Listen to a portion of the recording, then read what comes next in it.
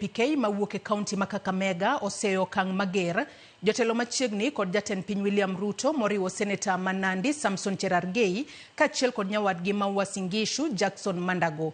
Jo DAP-K lero ni jotelogo dhiro paro mondo othich oko e tich Gavana ma Trans Nzoia George Natembeya kaluwore gi chung' mare kaka osebedo ka okwedo piny owacho. Kagiloso e boma ma Kakamega, jotelogo kotelnegi kod Joel Okwako osingo ni gibiro chung' motegno kod Natembeya ka gidwaro mondo Cherargei gi Mandago mondo nyis jatend piny mondo orie weche mosebedo ka kelo achiedhnade ne jopiny kamoriwo okumba mar thieth mar SHA, uchumi kaachiel kod digni e sekta mar somo. That Governor George Natembeya was elected by the people of Trans Nzoia.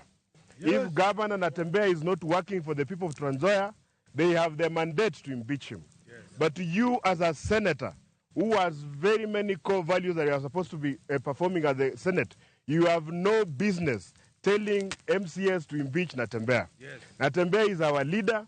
We trust him. He has dignity.